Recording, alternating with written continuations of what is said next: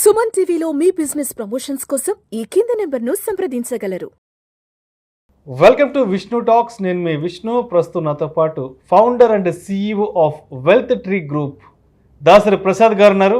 వారితో మాట్లాడదాం. సార్ నమస్తే. సార్ దాసరి ప్రసాద్ గారు నమస్తే అండి. Welcome to Vishnu talks. So ఈ వీడియోలో కొంచెం ఇండెప్త్గా ట్రేడింగ్ సైకాలజీ గురించి మాట్లాడుకుందాం. మామూలుగా చాలామంది ఏమనుకుంటారంటే స్టాక్ మార్కెట్ అనగానే 100 రూపాయలు పెట్టంగానే 1000 రూపాయలు వచ్చేస్తే ఇంకొంతమంది అనుకుంటారు. ఇంకొంతమంది అనుకుంటారు 100 రూపాయలు పెడితే 100 రూపాయలు గల్లంత అయిపోతుందని కొంతమంది అనుకుంటారు. కాబట్టి సో స్టాక్ మార్కెట్స్కి సంబంధించి రకరకాల దృక్పథాలు, రకరకాల కోణాలు ఉంటాయి, అందరి ఆలోచనలు. కాబట్టి స్టాక్ మార్కెట్లోకి వచ్చి ట్రేడింగ్ చేయాలి, లేదంటే ఏదైనా లాంగ్ టర్మ్ ఇన్వెస్ట్మెంట్స్ తీసుకోవాలనుకున్నప్పుడు ఒక ట్రేడర్గా కానీ లేదంటే ఒక ఇన్వెస్టర్గా మన సైకాలజీ అనేది ఏ విధంగా ఉండాలి, మనల్ని మనం ఎలా బ్యాలెన్స్ చేసుకోవాలంటారు మన ఆలోచనలు? అసలు చాలా ఇంపార్టెంట్ సబ్జెక్ట్ అండి. అండ్ బేసిక్గా ఫస్ట్ పాయింట్ ఏంటంటే చాలామందికి మీరు అన్నట్టు అవగాహన, అంటే స్టాక్ మార్కెట్ అనేది అసలు ఏంటి అనే అవగాహన లేని వాళ్ళు ఎక్కువ మంది వచ్చిన వాళ్ళు ఉన్నారు మార్కెట్లోకి. స్టాక్ మార్కెట్స్ ఒక బిజినెస్ అనే అవగాహన ఫస్ట్ ఆఫ్ ఆల్ రావాలి. So what is the business of stock markets? Stock markets is the business of understanding businesses. అంటే చుట్టుపక్కల ఉన్న బిజినెస్లను అర్థం చేసుకుని వాటిలో పెట్టుబడి పెట్టే బిజినెస్సే స్టాక్ మార్కెట్. సో ఈ ప్రాసెస్లో ఒక బిజినెస్ మ్యాన్ ఎట్లా ఆలోచిస్తాడు? మెయిన్ ఒక బిజినెస్ మ్యాన్ జనరల్గా చూసుకుంటే వాళ్ళు ఏం చేస్తారు, ఒక బిజినెస్ స్టార్ట్ చేయాలంటే ఫస్ట్ చాలా రీసెర్చ్ చేస్తాడు.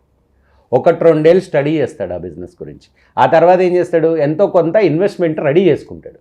ఆ తర్వాత బిజినెస్ స్టార్ట్ చేసి రెగ్యులర్గా రోజుకి 15 గంటలు 16 గంటలు కష్టపడతాడు. అప్పటికి కూడా ఆయన ఎక్స్పెక్టేషన్ ఏంటంటే ఒక 1 ఇయర్ తర్వాత ఆయనకి డబ్బులు రావడం స్టార్ట్ అయితే చాలు అనుకుంటాడు. మరి స్టాక్ మార్కెట్లో అందరూ అదే చేస్తున్నారా? చేయరు. ఈరోజు డిమాట్ అకౌంట్ ఓపెన్ చేసి ఈరోజు డబ్బులు వేయంగానే రేపటి నుంచి డబ్బులు వచ్చేయాలి. ఫస్ట్ పాయింట్ ఇది. సో స్టాక్ మార్కెట్లో సక్సెస్ అవ్వాలంటే ఎనీ బిజినెస్లో చేసిన అంటే నాలెడ్జ్ అండ్ స్కిల్స్ ఎలా మిగతా బిజినెస్లో డెవలప్ చేసుకున్నారో ఆ స్కిల్స్ డెవలప్ చేసుకోకుండా సక్సెస్ అవుతాం అని అనుకుంటే అది అపోహ. ఫస్ట్ ఆఫ్ ఆల్ ఎవరైతే సక్సెస్ అయ్యారో వాళ్ళు ఎవరు స్కిల్స్ అండ్ నాలెడ్జ్ డెవలప్ చేసుకోకుండా అవ్వలేదు. ఈ రెండింటి కంటే కూడా చాలా important trading psychology or emotional balance అని చెప్పచ్చు. జనరల్గా ఎలా ఉంటుంది, ఒక బిజినెస్ చేసేటప్పుడు ఒకరోజు బాగా జరగచ్చు బిజినెస్.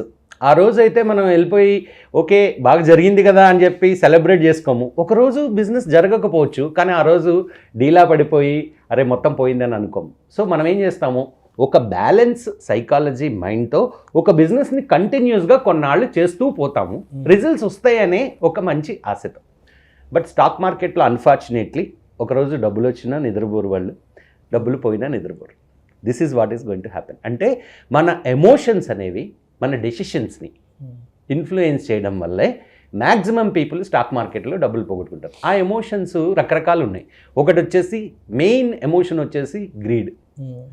సో 1,00,000 రూపాయలు పెడితే ఒక రోజులో 10,000 కనిపించేసరికి ఇంకా గ్రీడ్ పెరిగిపోయి ఈ 1,00,000కి నేను 10 లక్షలు సంపాదించేస్తాను అని అనుకుని ఓవర్ ట్రేడింగ్ చేసి పోగొట్టుకునే వాళ్ళే ఎక్కువ.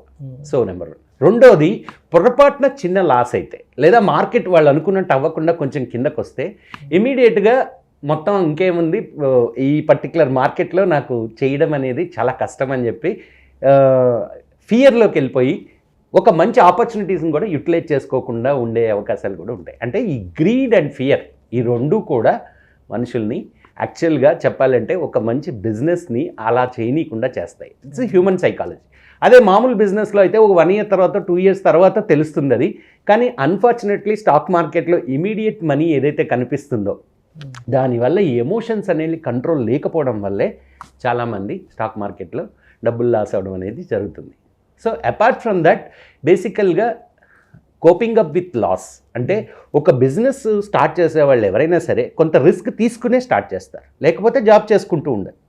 ఎప్పుడైతే బిజినెస్లోకి ఎంటర్ అయ్యామో ఒక రిస్క్ అనేది ఉంటుంది. ఆ రిస్క్ని తీసుకోవడం అనేది అలవాటు చేసుకోగలిగిన వాళ్ళే బిజినెస్లో సక్సెస్ అవుతారు.